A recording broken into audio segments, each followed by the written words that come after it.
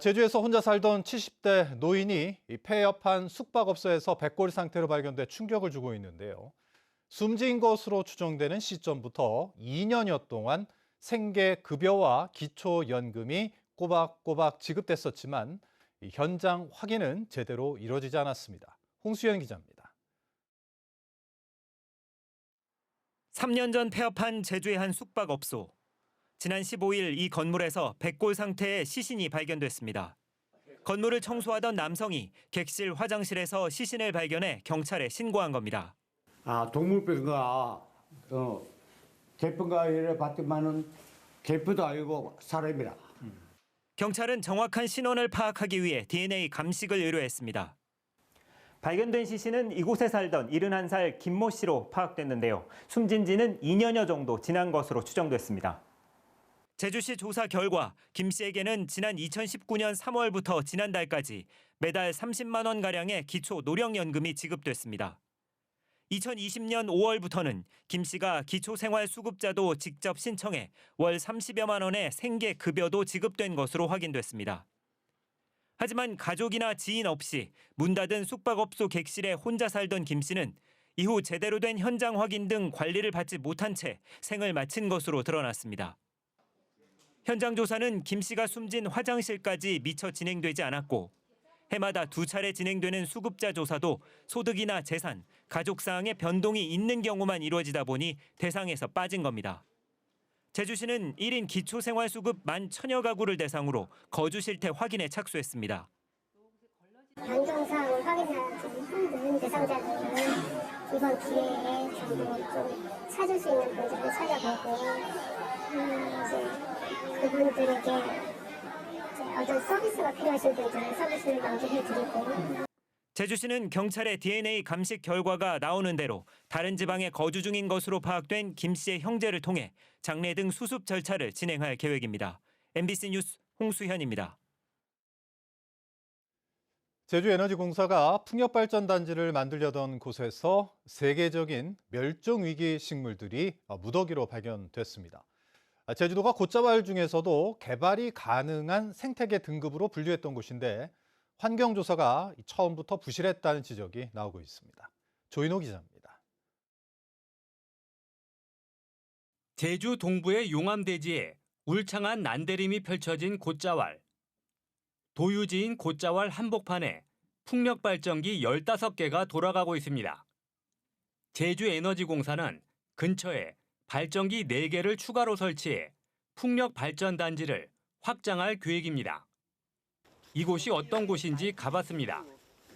용암이 굳은 땅 위에 빗물이 고인 습지, 연꽃처럼 생긴 수생식물들이 자라고 있습니다. 환경부 지정 멸종위기 야생생물 2급인 순채입니다. 숲속에는 어떤 식물들이 살고 있을까? 나무 밑을 들춰보니 키가 10cm도 안 되는 조그만 식물들이 눈에 띕니다. 세계적으로 제주에서만 발견되는 멸종위기 야생생물 1급 제주 고사리삼입니다. 뜨거운 빛은 일단 좀 피하는 성향? 그렇다고 빛이 완전히 차단되는 것도 또 안 되는 것. 보통 반음지 식물 이렇게 얘기도 하기도 하는데요.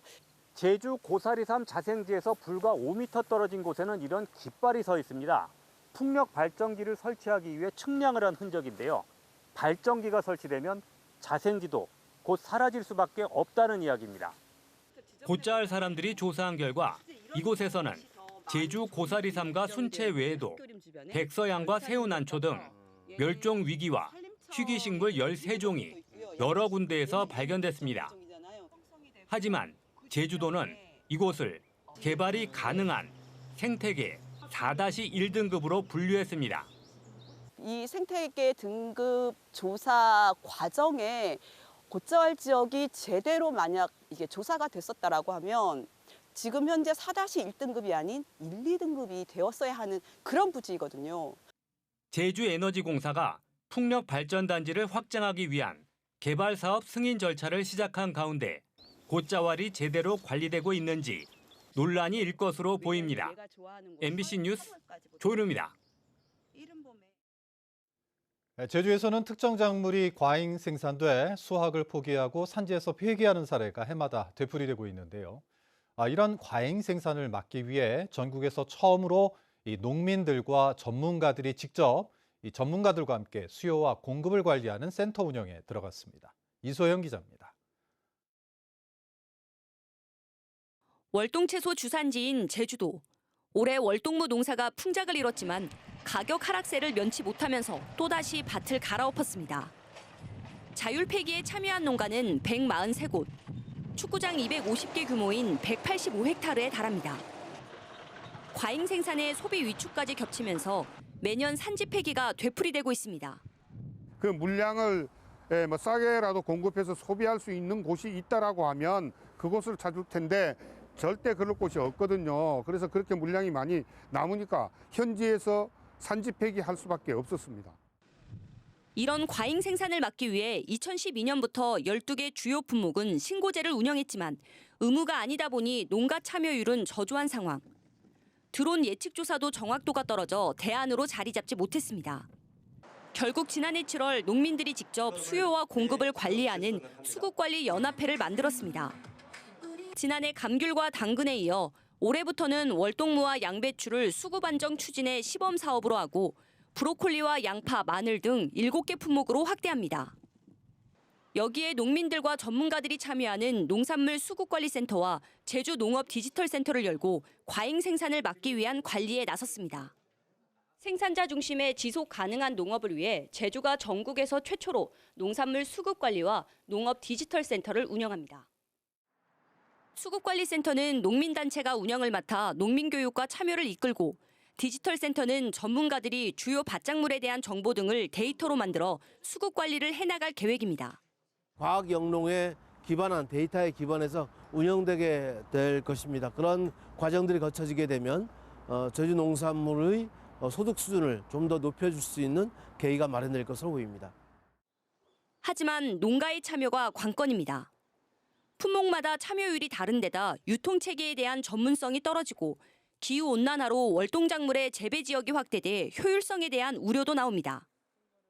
전남 무안에서 무가 상당히 재배를 많이 하거든요. 제주도가 없어도 소비에도 충분히 되잖아요. 월동 채소 같은 경우는 충청 풍토까지 올라갔단 말이에요. 수출을 하든지 6차 산업으로 가든지 또 밑바탕이 돼야 수급 조정이 된다는 말씀이죠.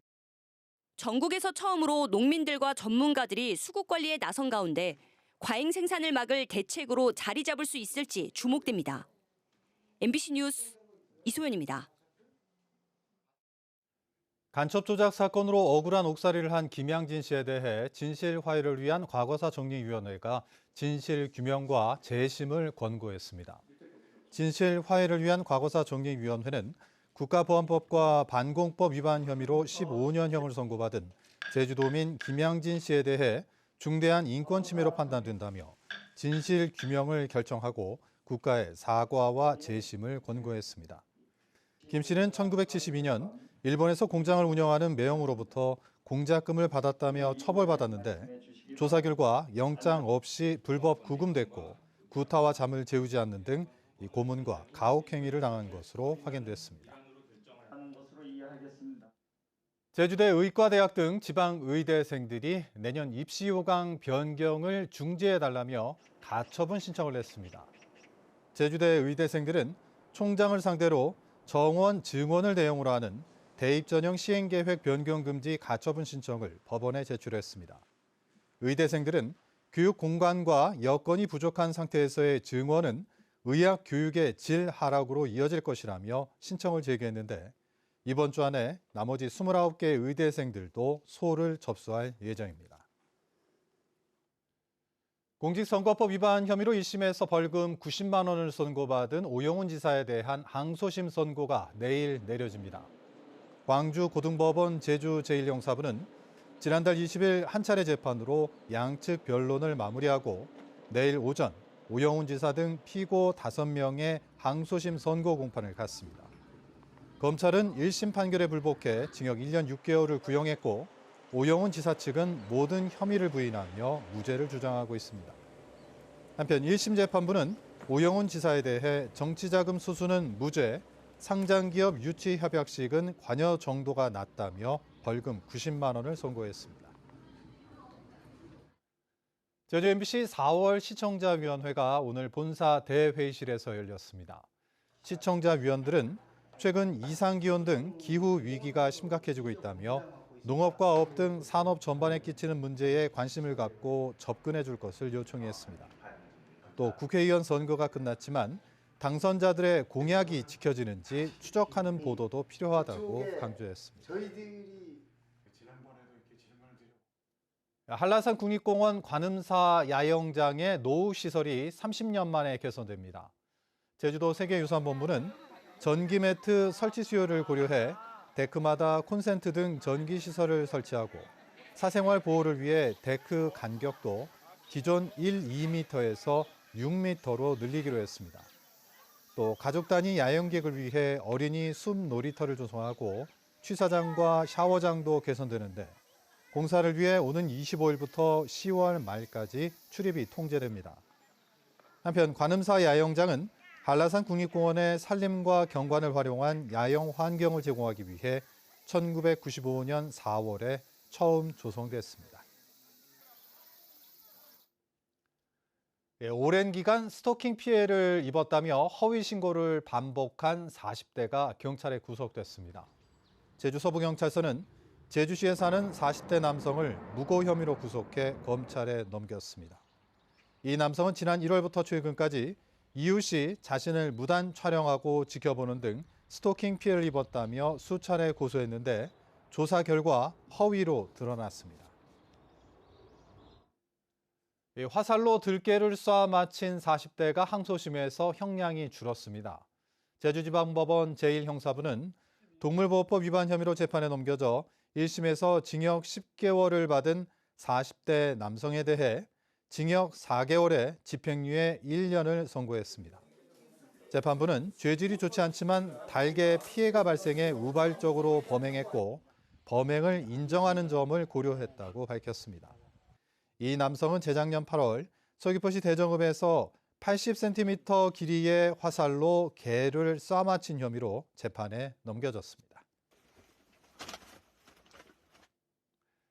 뉴스데스크 제주 마칩니다. 시청해주신 여러분 고맙습니다.